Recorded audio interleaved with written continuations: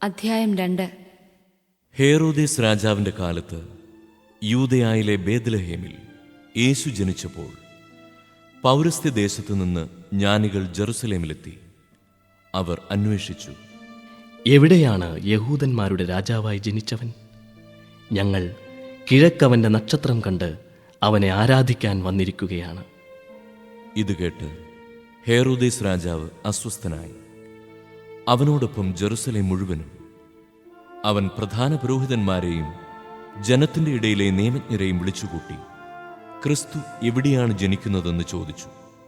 അവർ പറഞ്ഞു, യൂദയായിലെ ബേത്ലഹേമിൽ. പ്രവാചകൻ എഴുതിയിരിക്കുന്നു, യൂദയായിലെ ബേത്ലഹേമേ, നീ യൂദയായിലെ പ്രമുഖ നഗരങ്ങളിൽ ഒട്ടും താഴെയല്ല. എന്റെ ജനമായ ഇസ്രായേലിനെ നയിക്കാനുള്ളവൻ നിന്നിൽ നിന്നാണ് ഉത്ഭവിക്കുക.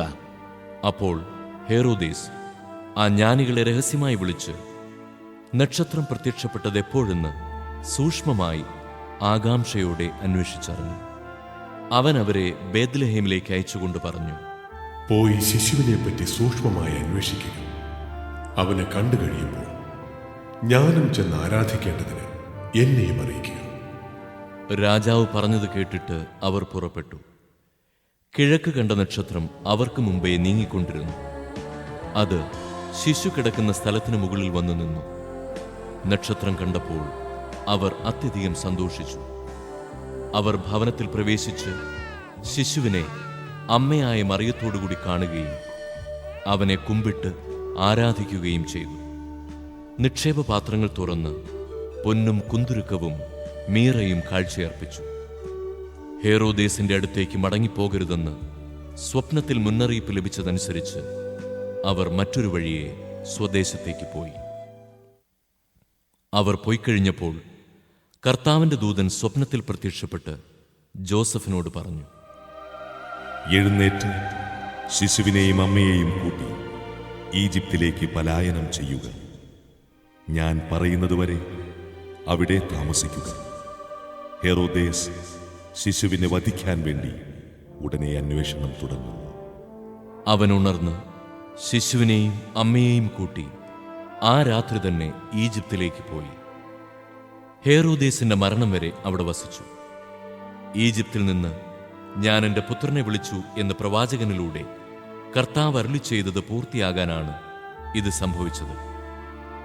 ജ്ഞാനികൾ തന്നെ കബളിപ്പിച്ചെന്ന് മനസ്സിലാക്കിയ ഹേറോദേസ് രോഷാകുലനായി. അവരിൽ നിന്ന് മനസ്സിലാക്കിയ സമയമനുസരിച്ച് അവൻ ബേത്ലഹേമിലെയും സമീപ പ്രദേശങ്ങളിലെയും 2 അതിൽ താഴെയും വയസ്സുള്ള എല്ലാ ആൺകുട്ടികളെയും ആളയച്ചു വധിച്ചു. ഇങ്ങനെ ജെറമിയ പ്രവാചകൻ വഴി അരുളി ചെയ്യപ്പെട്ടത് പൂർത്തിയായി. റാമായിൽ ഒരു സ്വരം, വലിയ കരച്ചിലും മുറവിളിയും. റാഹേൽ സന്താനങ്ങളെക്കുറിച്ച് കരയുന്നു. അവളെ സാന്ത്വനപ്പെടുത്തുക അസാധ്യമാണ്. എന്തെന്നാൽ അവൾക്ക് സന്താനങ്ങൾ നഷ്ടപ്പെട്ടിരിക്കുന്നു.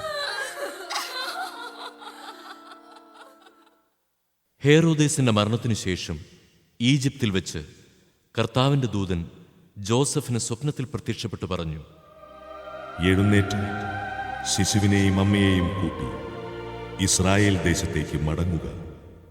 ശിശുവിനെ വധിക്കാൻ ശ്രമിച്ചവർ മരിച്ചു കഴിഞ്ഞു. അവൻ എഴുന്നേറ്റ് ശിശുവിനെയും അമ്മയെയും കൂട്ടി ഇസ്രായേൽ ദേശത്തേക്ക് പുറപ്പെട്ടു. മകൻ അർക്കലാവോസാണ് പിതാവായ ഹേറോദേസിന്റെ സ്ഥാനത്ത് യൂദയായിൽ ഭരിക്കുന്നതെന്ന് കേട്ടപ്പോൾ അവിടേക്ക് പോകാൻ ജോസഫിന് ഭയമായി. സ്വപ്നത്തിൽ ലഭിച്ച മുന്നറിയിപ്പനുസരിച്ച് അവൻ ഗലീലി പ്രദേശത്തേക്ക് പോയി. അവൻ നസറായൻ എന്ന് വിളിക്കപ്പെടും എന്ന് പ്രവാചകൻ വഴി അരുളി ചെയ്യപ്പെട്ടത് നിവൃത്തിയാകുവാൻ നസ്രത്ത് എന്ന പട്ടണത്തിൽ അവൻ ചെന്നു പാർത്തു.